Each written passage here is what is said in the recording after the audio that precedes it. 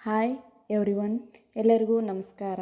ಮುಖ್ಯಮಂತ್ರಿ ಮಾಜಿ ಲಾಡ್ಕಿ ಬಹೀನ್ ಯೋಜನೆ ಆನ್ಲೈನ್ನಲ್ಲಿ ಹೇಗೆ ಅಪ್ಲೈ ಮಾಡೋದಂತ ನೋಡೋಣ.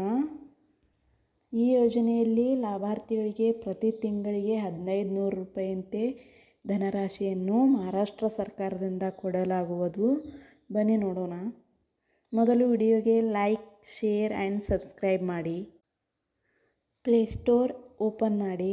ಅಲ್ಲಿ ನಾರಿ ಶಕ್ತಿ ಆ್ಯಪನ್ನು ಡೌನ್ಲೋಡ್ ಮಾಡೋದು. ಆನಂತರ ಡೌನ್ಲೋಡ್ ಆದ ಬಳಿಕ ಆ್ಯಪ್ ಓಪನ್ ಮಾಡೋದು. ಲಾಗಿನ್ ಆಗಲಿಕ್ಕೆ ಮೊಬೈಲ್ ನಂಬರ್ ಮತ್ತು ಇಮೇಲ್ ID ಎಂಟರ್ ಮಾಡೋದು. ಅಲ್ಲಿ ವೆರಿಫಿಕೇಷನ್ ಕೋಡ್ ಬರುತ್ತೆ. ಎಂಟರ್ ಮಾಡಿದಾಗ ಸಬ್ಮಿಟ್ ಆಗುತ್ತೆ. ಸಬ್ಮಿಟ್ ಆದಾಗ ನೆಕ್ಸ್ಟ್ ಪೇಜ್ ಓಪನ್ ಆಗುತ್ತೆ.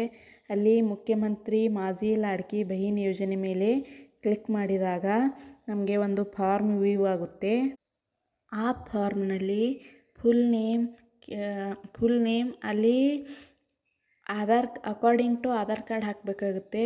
ಆಧಾರ್ ಕಾರ್ಡ್ನಲ್ಲಿ ನಮ್ಮ ನೇಮ್ ಹೇಗಿರುತ್ತೆ ಹಾಗೆ ಎಂಟರ್ ಮಾಡೋದು. ಆನಂತರ ಹಸ್ಬೆಂಡ್ ಅವರ ಫಾದರ್ ನೇಮ್ ಕೇಳಿರುತ್ತೆ. ನಿಮಗೆ ಹಸ್ಬೆಂಡ್ ಇದ್ದರೆ ಹಸ್ಬೆಂಡ್ ನೇಮ್ ಹಾಕೋದು ಅಥವಾ ಫಾದರ್ ಇದ್ದರೆ ಫಾದರ್ ನೇಮ್ ಹಾಕೋದು. ಆನಂತರ ಜನ್ಮ ದಿನಾಂಕ ಅದು ಅಲ್ಲಿ ನಮ್ಮ ಜನ್ಮ ದಿನಾಂಕ ಅಲ್ಲಿ ಮೆನ್ಷನ್ ಮಾಡೋದು. ಆನಂತರ ನಮ್ಮ ಅಡ್ರೆಸ್ ಕೇಳಿರುತ್ತೆ, ಅಡ್ರೆಸ್ ಎಂಟರ್ ಮಾಡೋದು. ಆನಂತರ ಫುಲ್ ಅಡ್ರೆಸ್ ಕೇಳಿರುತ್ತೆ, ಅದು ಆಧಾರ್ ಕಾರ್ಡ್ ಥರನೇ ಮೆನ್ಷನ್ ಮಾಡೋದು. ಜಿಲ್ಲಾ ಕೇಳಿರುತ್ತೆ, ನೆಕ್ಸ್ಟು ಜಿಲ್ಲಾ ನೇಮ್ ಹಾಕೋದು.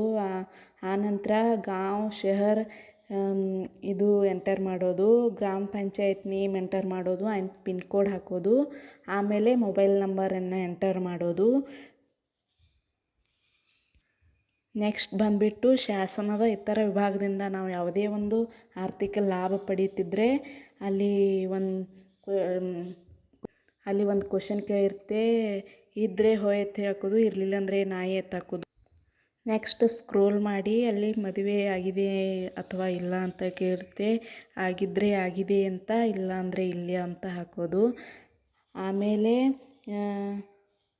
ನಾವು ಹುಟ್ಟಿದ ಸ್ಥಳ ಕೇಳಿರುತ್ತೆ. ನಾವು ಈ ಬೇರೆ ರಾಜ್ಯದಲ್ಲಿ ಹುಟ್ಟಿದರೆ ಅಲ್ಲಿ ಸೆಲೆಕ್ಟ್ ಅದರ್ ಸ್ಟೇಟ್ ಅಂತ ಸೆಲೆಕ್ಟ್ ಮಾಡೋದು.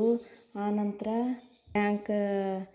Bank accounts and bank name, account holder name, account number, IFSC code, Aadhaar number ಇವೆಲ್ಲ ಕೇಳಿರುತ್ತೆ, ಮೆನ್ಷನ್ ಮಾಡೋದು.